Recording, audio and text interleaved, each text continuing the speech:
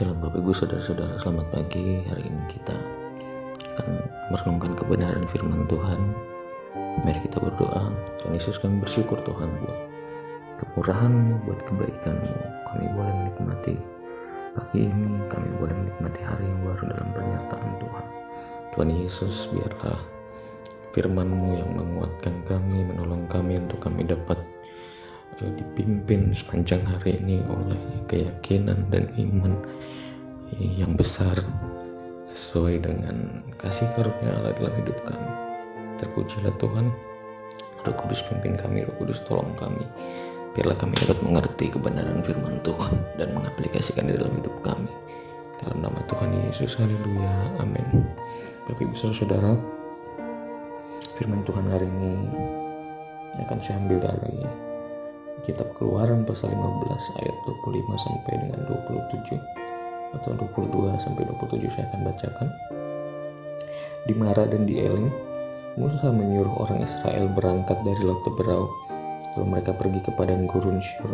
3 hari lamanya mereka berjalan di padang gurun itu dengan tidak mendapat air. Sampailah mereka ke Mara, tetapi mereka tidak dapat minum air yang di Mara itu karena pahit rasanya. Itulah sebabnya dinamai orang tempat itu Mara. Lalu bersungut-sungutlah bangsa itu kepada Musa. Kata mereka, apakah yang akan kami minum? Musa berseru-seru kepada Tuhan, dan Tuhan menunjukkan kepadanya sepotong kayu. Musa melemparkan kayu itu ke dalam air, lalu air itu menjadi manis. Di sanalah diberikan Tuhan ketetapan-ketetapan dan peraturan-peraturan kepada mereka. Dan di sanalah Tuhan mencoba mereka. Firman-Nya, jika kamu sungguh-sungguh mendengarkan suara Tuhan Allahmu dan melakukan apa yang benar di matanya, dan memasang telingamu kepada perintah-perintahnya dan tetap mengikuti segala ketetapannya, maka aku tidak akan menimpakan kepadamu penyakit manapun yang telah aku timpakan kepada orang Mesir, sebab aku Tuhanlah yang menyembuhkan engkau. Sesudah itu sampailah mereka di Elim. Di sana ada 12 mata air dan 70 pohon korma. Lalu berkemahlah mereka di sana di tepi air itu. Ya Bapak Ibu Saudara-saudara, ketika bangsa Israel keluar dari tanah Mesir, mereka berjalan di tengah padang gurun, di hamparan pasir yang begitu banyak, yang mungkin sangat sulit menemukan satu keperluan yang sangat inti dari manusia, yaitu air. Ya. Ada sekitar 2 juta orang, ya. Walaupun Alkitab mencatat sekitar 500.000 karena hanya lelaki, tapi di sana diperkirakan ada 2 juta orang yang berjalan keluar dari tanah Mesir, melewati padang gurun ke tanah perjanjian.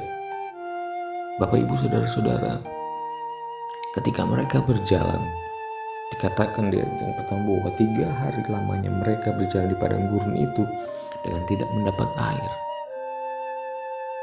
Di tengah teriknya panas, padang yang gersang, mereka mengalami satu titik di mana mereka membutuhkan kebutuhan yang sangat penting itu. Tetapi mereka berjalan bukan di lembah, bukan di daerah yang ada airnya, tapi mereka melaluinya di tanah yang begitu gersang dan kering. Kemudian seperti ada harapan mereka di sana, mereka sampai di satu tempat yang namanya Mara. Kemudian di sana ada air tetapi rasanya pahit dan tidak bisa diminum. Kemudian Tuhan memerintahkan Musa untuk melemparkan sebatang kayu ke dalam air itu, dan terjadilah pertolongan Tuhan bahwa Allah mengubah air itu menjadi manis. Bahkan tidak hanya itu, ketika dikatakan mereka sampai di Elim, dikatakan di sana ada 12 mata air dan 70 pohon korma.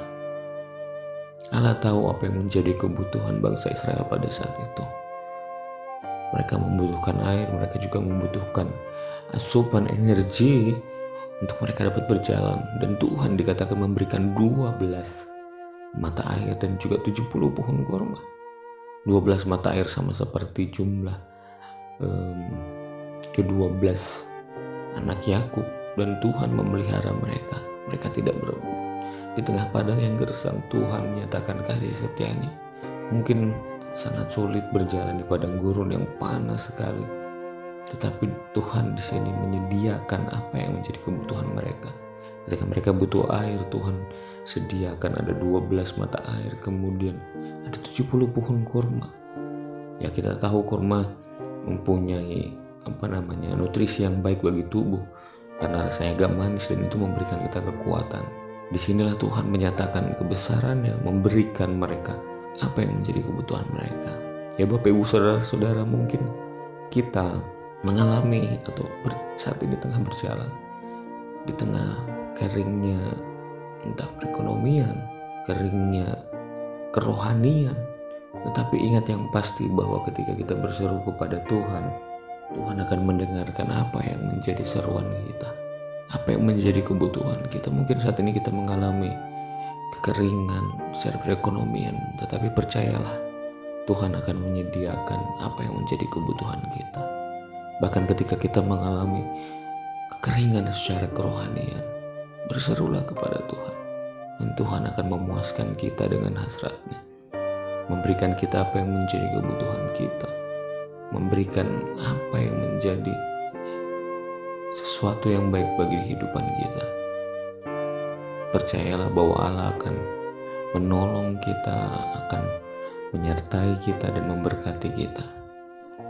Karena kita percaya bahwa ketika setiap orang yang berseru kepada Tuhan, Tuhan akan mendengarkan.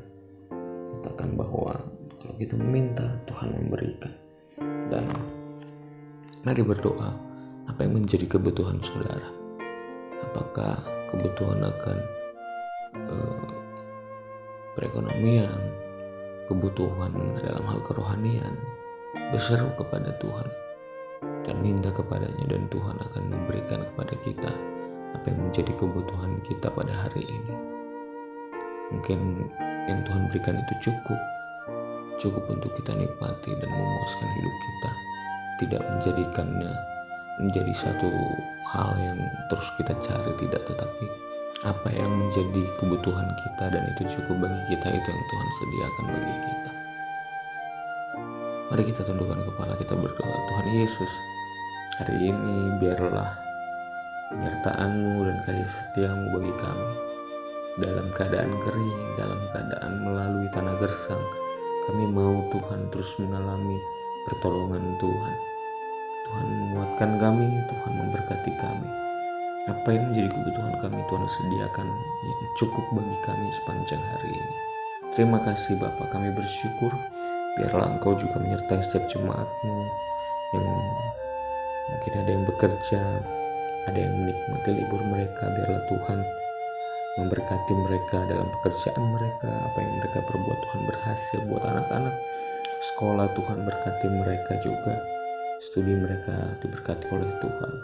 Bahkan yang mungkin lagi berada dalam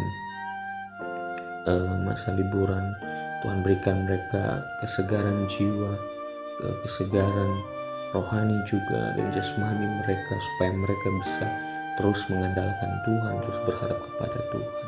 Terpujilah Tuhan, kami bersyukur buat hari yang luar biasa ini, dalam nama Tuhan Yesus. Haleluya, amin. Terima kasih, Tuhan Yesus memberkati.